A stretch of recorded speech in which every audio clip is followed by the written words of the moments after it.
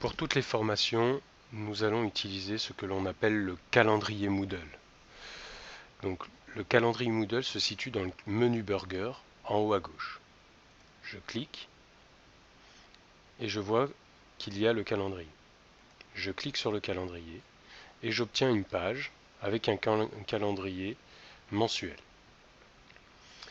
L'objectif, ça va être que tous les cours, tous les créneaux de cours de l'apprenant apparaissent dans son calendrier.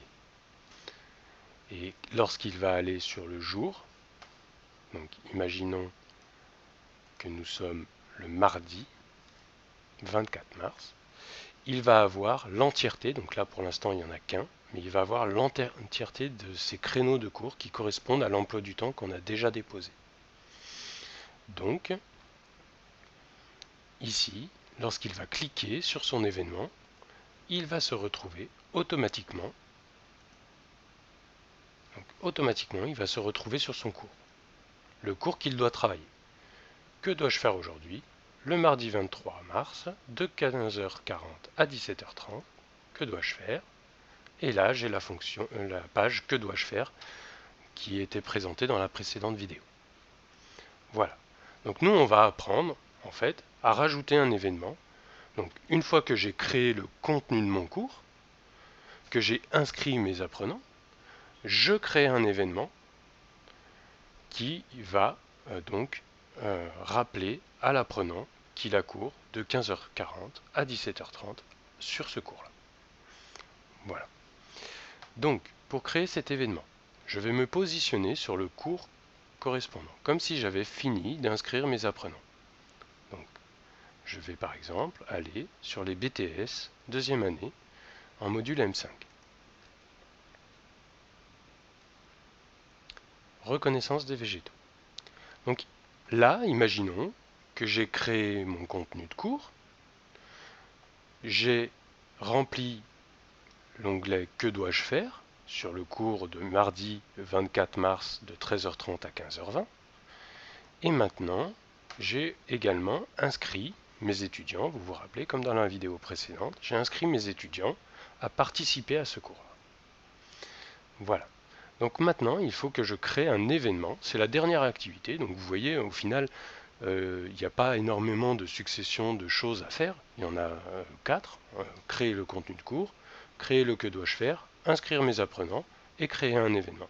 Donc maintenant, comment je crée un événement? Je reste situé sur le cours qui m'intéresse. Je vais aller dans le menu Burger, en haut à gauche. Je vais choisir le calendrier. Je vais cliquer sur le jour qui me concerne. En l'occurrence, moi, c'est le 24 mars. Donc je clique sur le 24 mars. Automatiquement, il me propose de créer un nouvel événement. Et vu que j'étais bien situé dans mon cours lorsque je suis allé sur le calendrier, automatiquement, il me propose un type d'événement court.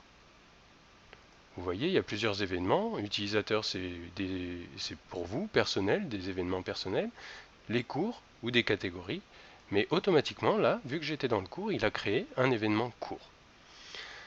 Donc je vais créer mon événement, cours de connaissance des végétaux. Voilà. Je suis bien sur le 24 mars, mais par contre l'horaire est mauvaise. Donc je vais changer l'heure. J'ai dit de 13h30 à 15h30, mais pour donner la date, l'horaire final, je dois afficher plus en haut bas là, et je dois remplir une durée. Donc je coche jusqu'au, je remets le 24 mars,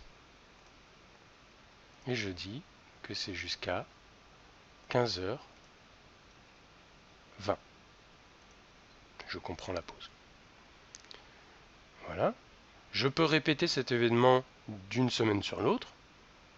Moi, en l'occurrence, mon emploi du temps change toutes les semaines, donc je ne peux pas. Et je peux cliquer afficher moins, vous vous rappelez, donc du coup, afficher plus, et après afficher moins. Donc là, mon événement est créé. J'enregistre, j'ai mon cours qui est apparu le 24 mars 2020. Et lorsque je vais sur le jour,